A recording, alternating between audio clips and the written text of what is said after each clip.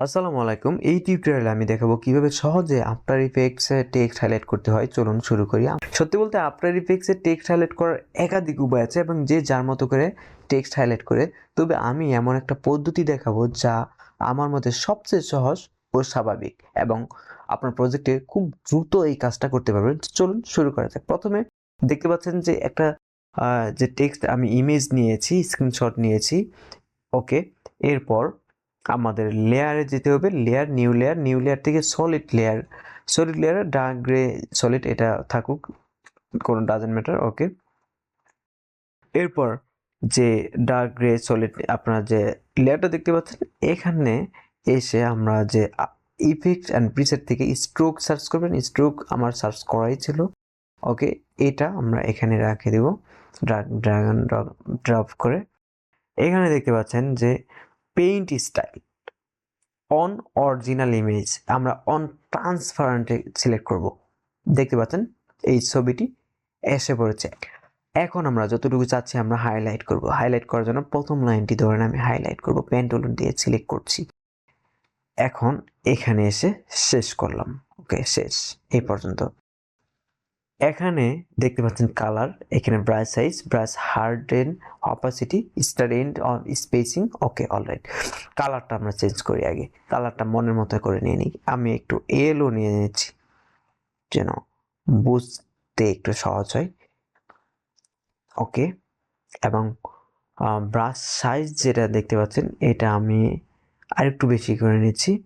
এখানে হচ্ছে না বিকজ অফ আমরা সিলেক্ট করে নিই, এখানে নন দেখা আছে, দেখতে পাচ্ছেন। এটা আমরা মাস্ক করে দেব।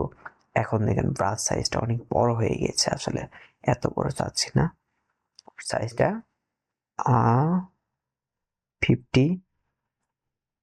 40তে রাখলে জাস্ট লেখা যতটুকু আছে অতটুকু রাখলে হবে। এবং অপাসিটি 100%, ব্রাশ হার্ডেন 100%, কিন্তু লেখাটা দেখা যাচ্ছে না। এর জন্য আমাদেরকে যেটা করতে হবে সেটা হলো মাল্টিপ্লাই করে নিতে হবে। মাল্টিপ্লাই করে নিলে ভিতর থেকে টেক্সটটা হাইলাইট হবে। এটাই অনেকে করে না। অনেকে যেটা করেন সেটা হলো যে আমি দেখাই। অনেকে হয়তো বা এইরকম থাকবে, অপাসিটিটা যদি আপনি একটু কমায় দেন হাইলাইট হলো, কিন্তু এরা ইটস নট এ প্রফেশনালের জন্য মাল্টিপ্লাই করে নেবেন। ওকে, আরও প্রফেশনালি এইটাকে আমরা অ্যানিমেশন করব। অ্যানিমেশনের জন্য এন্ড এবং স্টার্ট দেখতে পাচ্ছেন, এটাকে আমরা এখানে রেখে 0 করে দিলাম, দেখতে পাচ্ছেন। এবং এটাকে স্টার্ট করে দিলাম। ঘড়ি কাউন্টডাউন হচ্ছে। আমরা এটা 2 সেকেন্ডে ফিল আপ হবে, মানে এটা পড়তে যতটুকু সময় লাগে, এবং এটা 2 সেকেন্ডে এসে 100%। ওকে, এখন যদি এটা আমরা প্লে করি দেখা যাক কি হয়। প্লে করলাম, ধীরে ধীরে 2 সেকেন্ডে এসে শেষ। আচ্ছা, এরপর আমি চাচ্ছি পরবর্তী লাইনটা আবার এখান থেকে আমরা এই যে লেয়ারটা এটা সিলেক্ট অবস্থায় এটা আমাদের করতে হবে, মনে রাখবেন। এখান থেকে এতটুকু, বা আমি এটা চাচ্ছি না, এই লাইনটা সিলেক্ট করব না। এই লাইন থেকে এটা আমাদের একটু ডিসিলেক্ট, আবার সিলেক্ট করে নিতে হবে। এখন এখান থেকে এখানে একটু ডিসিলেক্ট করে নিলাম।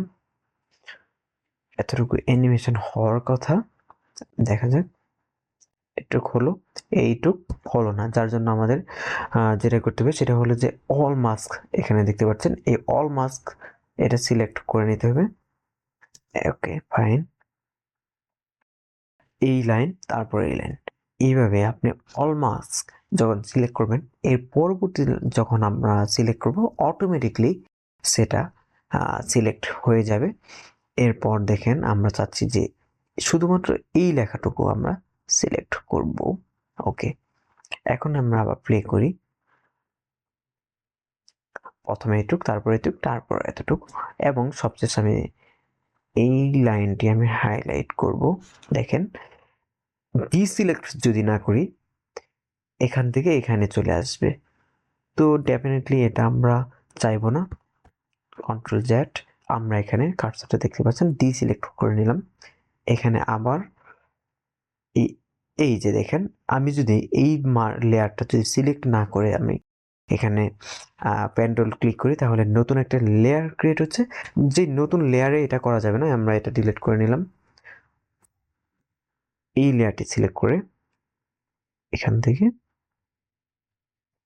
জাস্ট এখন যদি এটা প্লে করি,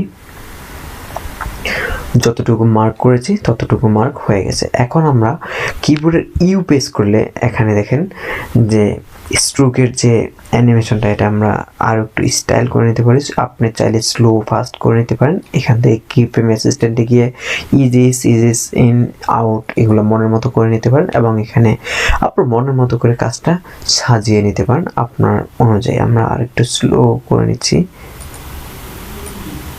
এতটুকু করে নিলাম। জাস্ট আপনার আমাদের প্রজেক্টে যেমন একটা প্রয়োজন পড়ে, বেসিকটা আসলে এরকমটাই। আশা করি বিষয়টা বুঝতে পেরেছেন। ধন্যবাদ।